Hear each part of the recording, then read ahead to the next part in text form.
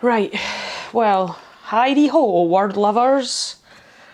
Fucking hell. Ryan's sleep deprived and I'm furious.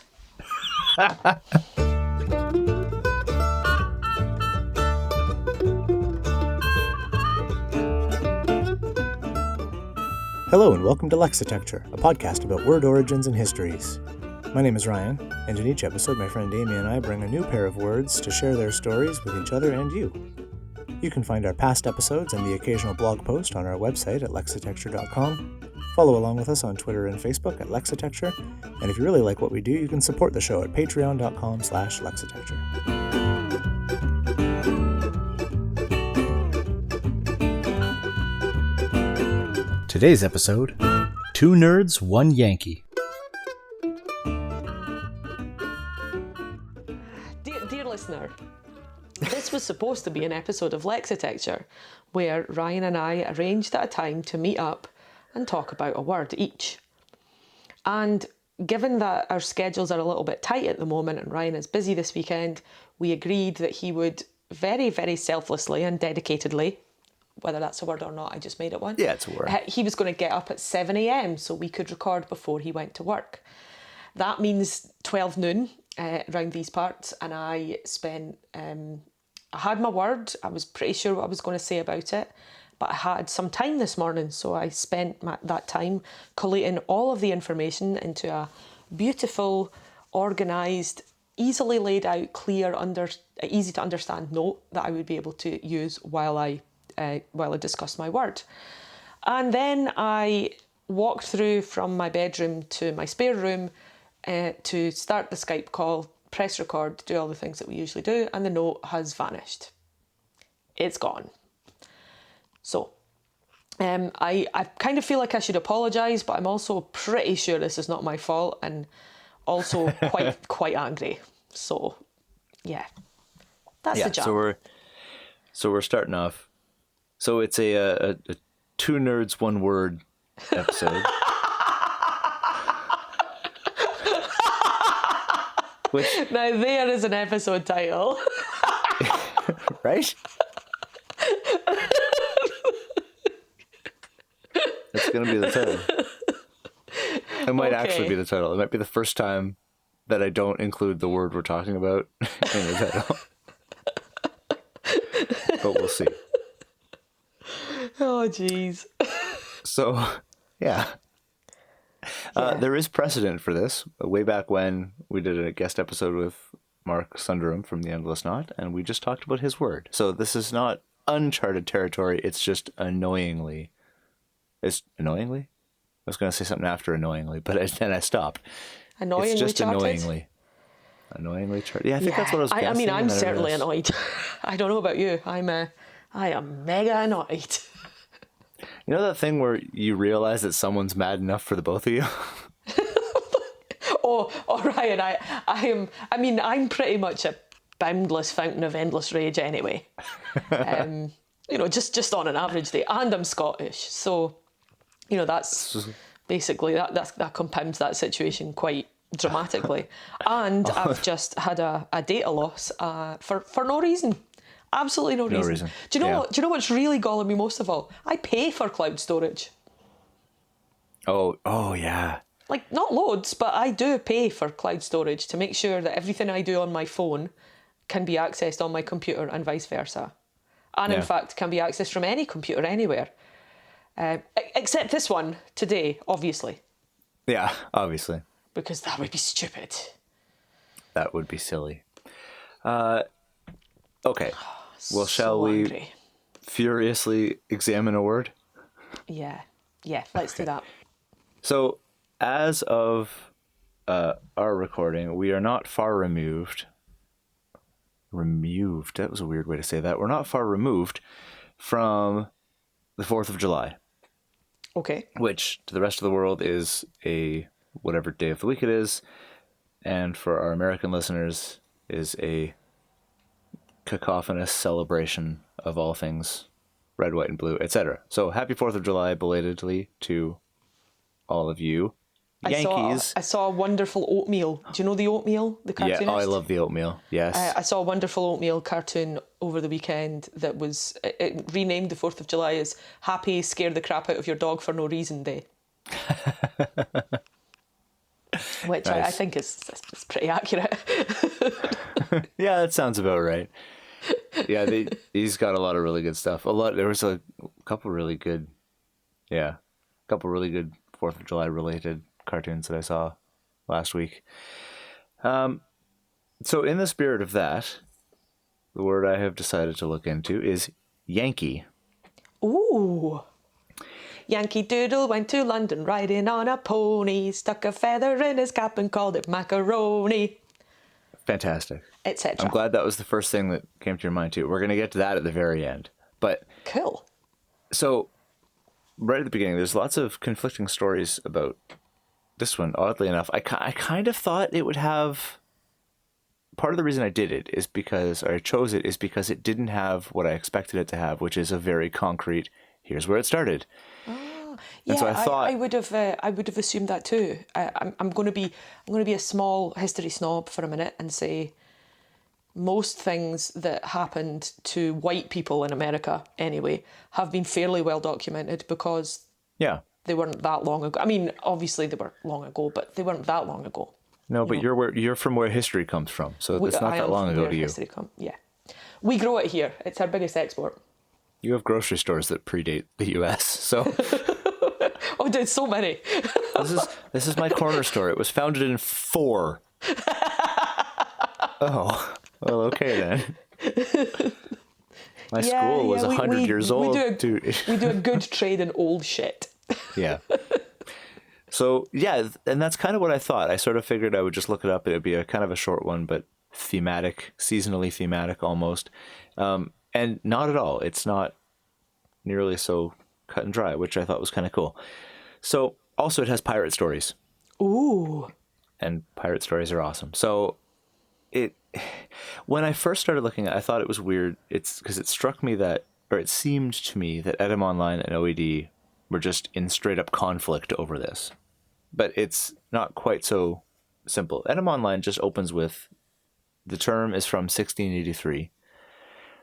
The OED has a citation from then, but it's in the etymology section of the word, and it's very specifically to vouch for the existence of Yankee, either spelt Yankey, or the now normal spelling of Yankee, as a surname or a nickname. So it's got a bunch of different citations from the late 1600s. But then, and I don't really know what to do with this, that other than it leaves those aside, and then the first official citation, attestation in the OED is 1765. And it's got the usual meaning of a nickname for a native or inhabitant of New England, or more widely the northern states generally, during the War of Secession applied by the Confederates to the soldiers of the Federal Army. So fairly common definition there. But it was weird that it's like you have citations from 1683, but you've dated it from 1765. So I'm not really sure why that is interesting. I mean, I suppose, yeah, it's particularly interesting because generally what the OED does is it says, here's the first historical usage, and here's what it meant then, rather than saying, at this point it meant then, so we didn't put it in the, we meant it, I'll use my words. At this point it made that thing, so we didn't include it in the dictionary, just in the etymology. But from this point in time, it meant this thing.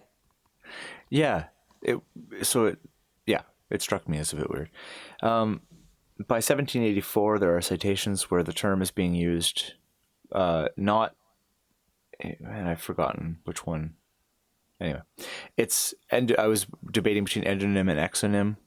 I think endonym is within, exonym is from without, right? That's generally how end and X go. Yeah. So 1765, it's used internally in the US either to specify someone from New England or specify, if you're in the South, someone from the North. By 1784, there's citations where it's being used by the British to refer to Americans in general. Oh, okay. So as a lump, they're all Yankees. And then over the next sort of century, it comes up with all manner of shorthands where a Yankee is either an American stock in the stock market, an American whiskey sweetened with molasses was the name of a drink called a Yankee. That sounds delicious. It does kind of sound delicious. I mean, I can pretty much get on board for anything sweetened with molasses. Yeah, I used to hate it. Like as a kid, it's not a kid sweetened thing, or maybe it wasn't for me anyway. But I would try it. I'm saying that I don't know that I've ever had actual molasses. I mean, I've had lots of molasses adjacent products. Yeah. Like do you get black treacle in Canada? Or is black treacle what we call molasses? It might be what you call molasses. It might be what we call molasses. I don't know about that. It's very intense. Continue, and I will. I'll try and find out while listening and thinking. There you go. Treacle. So it basically, and particular dialects of New England English, that type of thing. So, but in general, it's a long way of saying that it's meant basically the same thing since the late 1700s. Okay. Just Americans or Northern Americans, if you are from the South. The etymology of it is conflicting and murky. The OED starts chronologically from the sort of explanations that it could find citations for. So rather than, that's where it goes first. So in 1789, there are two different sources that specifically talk about where it comes from. And one is that it comes from a Cherokee word, Eankhe, Eankkke. Does it mean dudes who tell all the lies and kill us? Slave and coward. So. Slave and coward. That's interesting. Yeah. So this person making this explanation says that it was applied to the inhabitants of New England by the Virginians for not assisting them in a war against the Cherokee. So is it a disparaging thing like that? The second one, and this is just weird, but it's in there, so I'm passing it along to you. All it says is there's a citation from 1789 where it talks about it being a favorite word with Farmer Jonathan Hastings of Cambridge, Massachusetts, circa 1713, who used it in the sense of excellent. It's not very often you get a specific person named in an etymology, is it? It's very rare. Sorry, tell me again. I absolutely spoke over you. Farmer Jonathan Hastings of Cambridge, Massachusetts, circa 1713, who used it in the sense of excellent. Yankee. Everything's Yankee. Yeah. That's put weird. Him, along with Mark Pancake, into the Etymology Hall of Fame. Yeah, so Jonathan Hastings of Cambridge, Massachusetts, you're in. You're there. But I think that's a weird thing to assume that this one dude just made it up and it became the byword for all things American for the rest of time. I don't know. I kind of want to believe that is how it works. And that is what happened. There's this guy, it was just his very own yippee and became... And the whole town were like, that's the dude that says Yankee. And then they went to other towns, and then eventually the whole of America were like, well, that dude is Yankee. Somebody make lots of notes about this guy, because he's going places. And I mean, far be it from me to rely on lazy national stereotypes, which I do all the time. But if there's any population in the parts of the world that I've been to so far who are likely to use a word that means excellent to describe that same self-population. Fair enough. Yeah. I mean, America would be in my top 3. Yeah, collectively, not really a self-esteem problem. Yeah, I mean, I feel like if that's how it goes, if that's how it works, then the sort of equivalent word for Scottish people would be jocks. And I'm going to assume, based on that same principle, that jock is an old Scots word that means unable to make eye contact. Without booze. Without booze. I like that. So, Jonathan Hastings of Cambridge, Massachusetts. Yeah, so maybe it's Mr. Hastings of Cambridge. who knows? It says that the next chronologically attested origin, which is I think 1822, was that basically it says it's a people use different sources use different words, and they're all slightly pejorative because it talks about it being the way I'm going to describe it is a local First Nations language, like speakers, transformation of the word English through accent and dialect and stuff like that. So the process seems to be suggested as English to Yengies or Yengish to Yankees, Yankees to Yankees, like something along those lines. But it's not out with the realms of possibility, is it? Stranger things have happened. Stranger things have happened. The annoying thing is all of the sources on this theory use words like mangling or perversion of the word English, or all those negative, like as though there's some sacrosanct thing, and it's being, instead of just someone with a different accent is saying it, and it becomes a different word because it sounds different. Yeah, but you don't have to be a dick about it, etymologists of the past. No, you don't. Or indeed people of the past or present, or most importantly, future. Don't forget it, future. Fewer dicks in the future. That'd be nice. There's my campaign slogan. Exactly. For when I come to power. Edom Online and the OED both call this the most widely accepted source, like the most sort of conventionally accepted. You ask someone, you ask someone on the street where it comes from, they're probably just going to be like, I don't know. But if you ask someone who... Why are you asking me about words, you weirdo? Yeah, bizarre person. Someone who kind of hobbies in this stuff is most likely to have that as their first kind of go-to answer. That's the pub quiz trivia answer that most people are going to have ready. Cool. If they have one. They both also seem to agree that there is a more plausible reason and explanation for the source of this. Edom Online is more sure of itself on this one, and just because it just, again, right back at the beginning I mentioned it just says it goes back to 1683, and then it just presents this other explanation as being the right one and calls all the other ones the less likely theories are this. The OED takes a more sort of middle of the road approach and gives us all these chronological explanations, and then says, here's one that's perhaps the most plausible. And that's how they both frame it. But they both agree that this is the more likely one. And it's tied into the Dutch. Hooray for the Dutch. The idea is that it started out as Yankee or Yankee. I don't know whether it would get which vowel sound it would work because I'm not Dutch.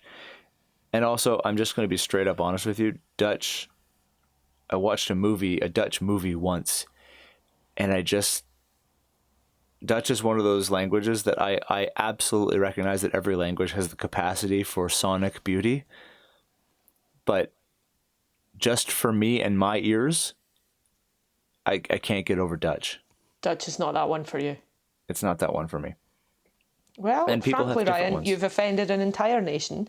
You've offended probably more than one entire nation, because there would be Dutch speakers and Dutch adjacent languages throughout the world, and you've got like the hefty Afrikaans population in South Africa. Basically, Ryan, half the world hates you now. Honestly, I'm just proud of myself. I didn't go the Austin Powers route as soon as I started talking about the Dutch. I do not know what the Austin Powers route is. Oh, there's... Wait, it's not... No, it's not Austin Powers. It's Mike Myers. Maybe it's So I Married an Axe Murderer. Anyway, it's the thing about... The line is... This... There's only two things No, it is Austin Powers. There's only two things that I can't stand in this world, and it's people with an intolerance for the ways of other people and the Dutch. I love things like this. There needs to be a name for that sort of statement. Like, so I have a friend who, anytime anything to do with France or the French is mentioned, says that the French are incredibly racist. And I'm always like, isn't that like meta racism? Like, surely that statement itself about racism is also racist. And then it's like getting caught in a matrix loop. You know, we've just never figured out how to accurately navigate that situation. And that's the same sort of thing. Yeah, There's only two things I can't stand: racism and the Dutch. and the Dutch. This phenomenon, I think there's an analogy here. This phenomenon to a contronym is the same as the phenomenon we're always trying to nail down to onomatopoeia. Yeah, it's possibly. like a contronym, but for the whole concept. It's a holistic don't know, though. contronym. I feel like this is because it exists and it has existed. It's like it makes me think of the riddle that I think might be in the Labyrinth.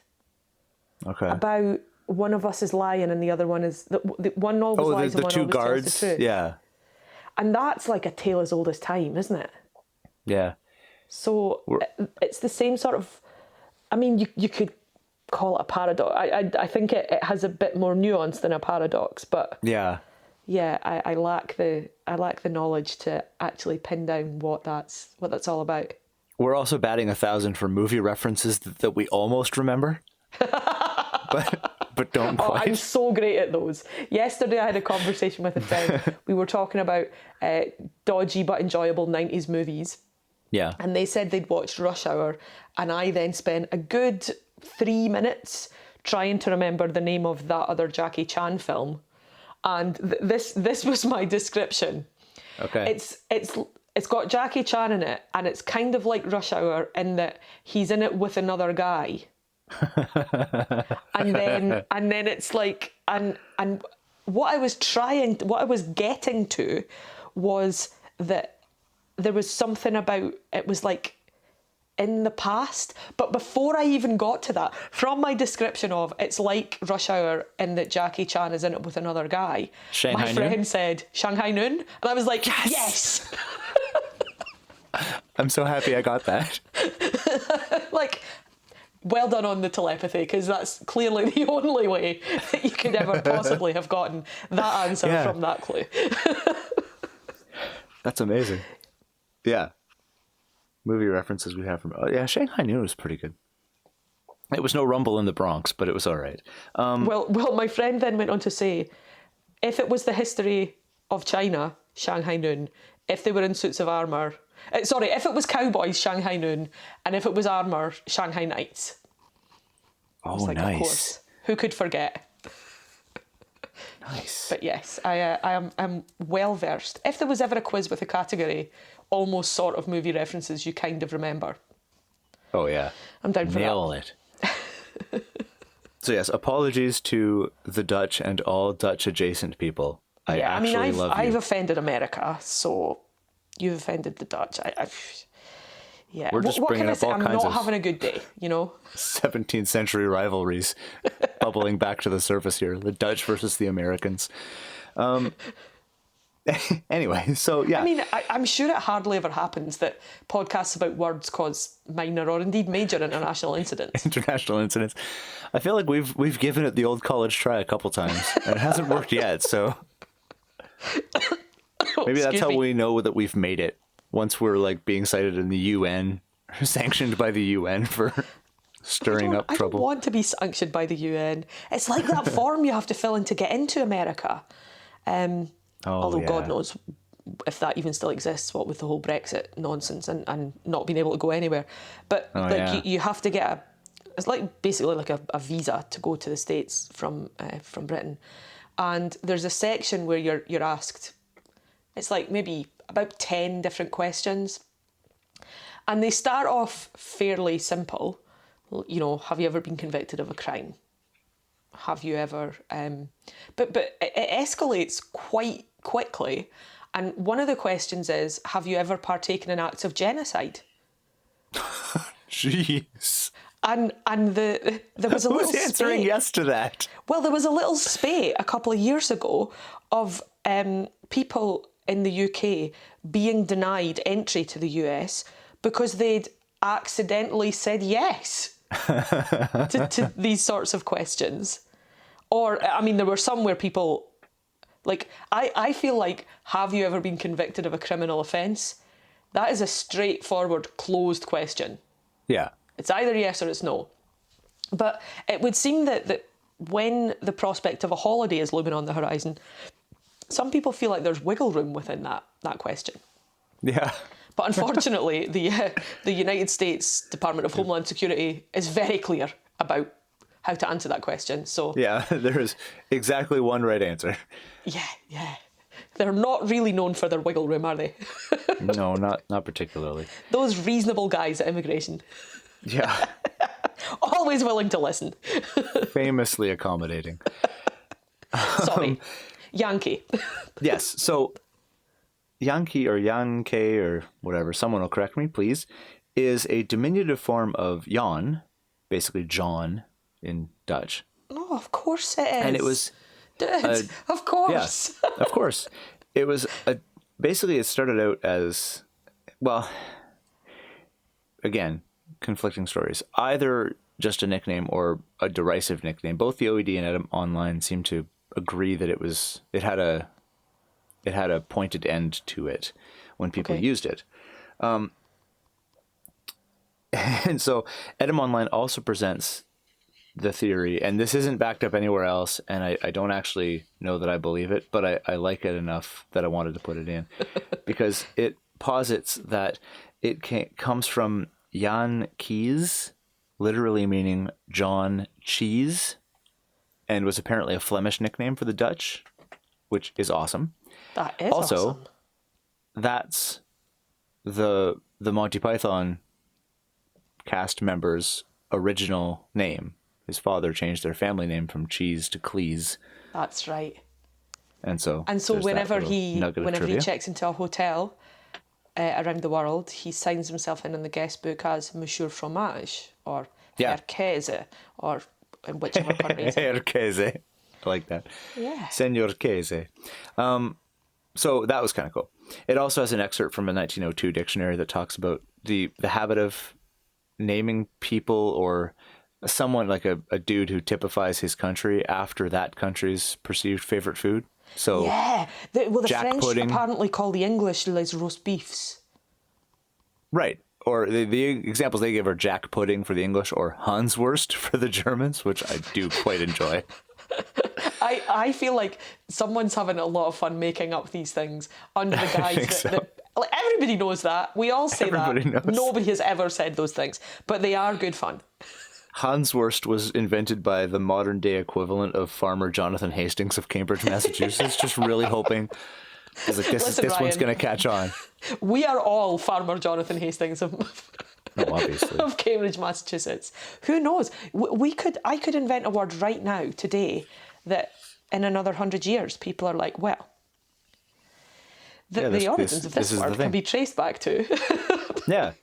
Yeah. The other example of this is this one spoke to me because for a while, our band in Korea, I was vying for the name of our album to be versus Johnny Hot Dog, The American Dream. Yes, of course. Yeah, obviously, because I am not, nor have I ever been, a grown-up. Also, so that's sort of an aside. The Yankee, like diminutive of John, seems to be what both sources say is most plausible.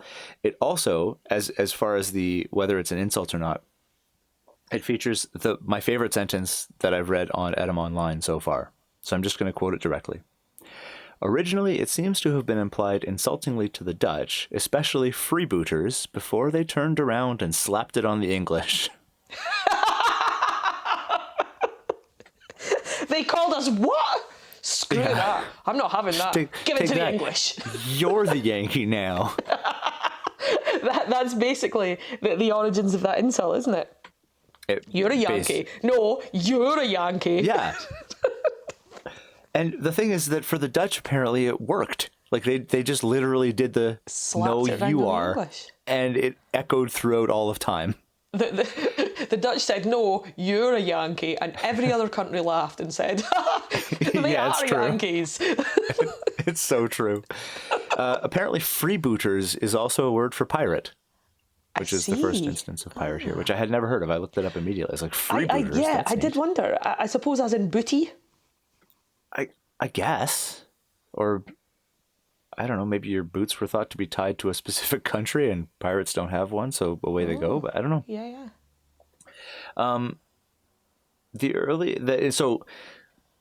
Excuse me. When I said earlier the OED had a list of, the 1683 citations that they just sort of shoved into the etymology section, those were from a publication called the Calendar of State Papers, Colonial America and West Indies, which is a British, I think it's a collection of just official kind of notes. Okay. And like logbooks and stuff. Don't mention notes, Ryan. Not today. Too soon. No, sorry. Trigger warning. They're kind of diary entries, let's go with. And so, because they're all kind of, a lot of them are written in the first person and just sort of accounts of people, British officers and whatnot. So one of them has, it's talking about the efforts of the British officer writing the diary entry and his efforts to combat the pirate menace. Dun, dun, dun. Yeah.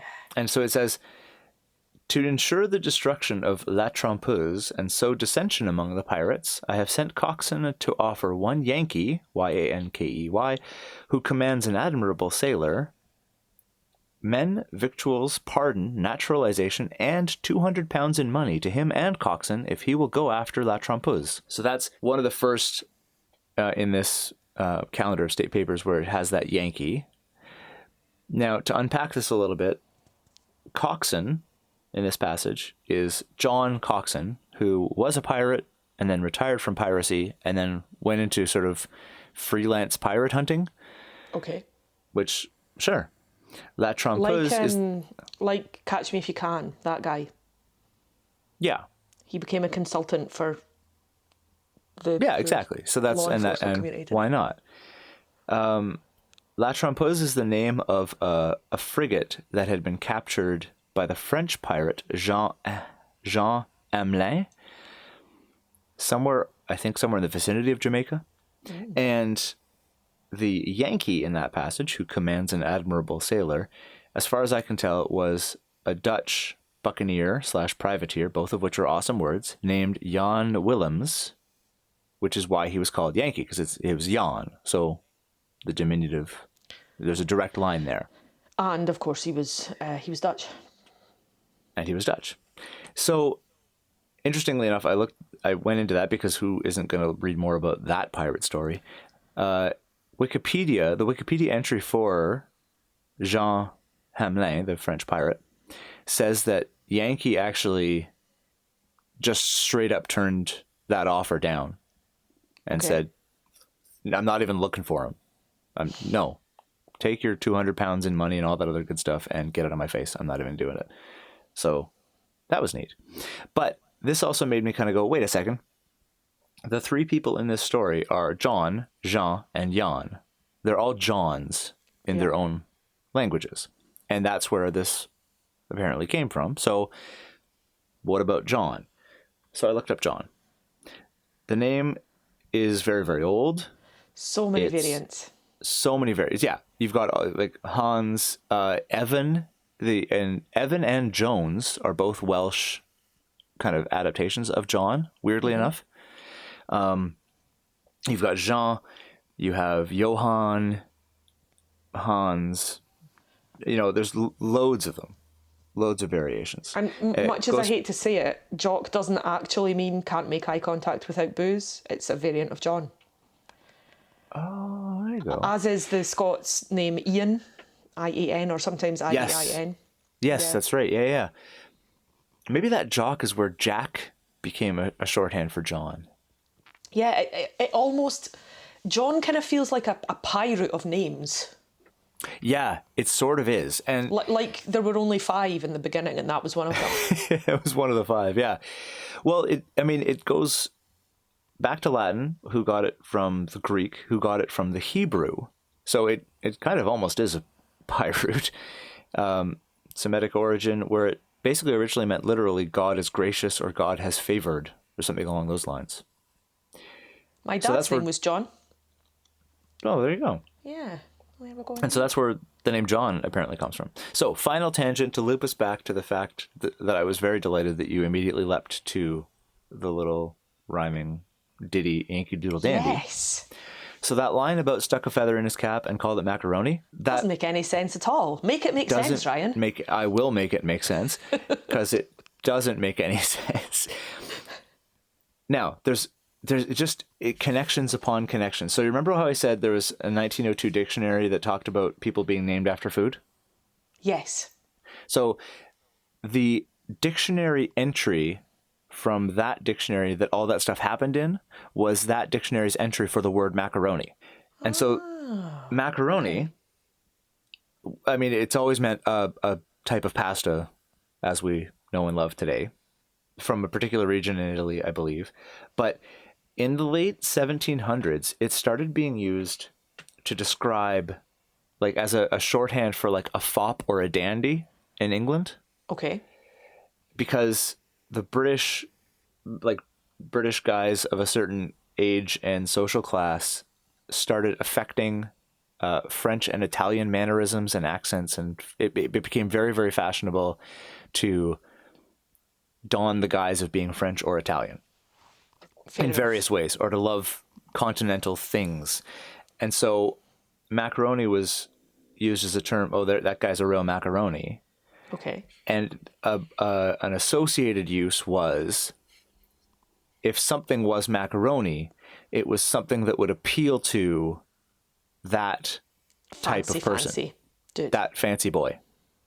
And so that's why in that song, stuck a feather in his cap and called it macaroni, called it fitting of an elegant, young, footloose and fancy-free dude.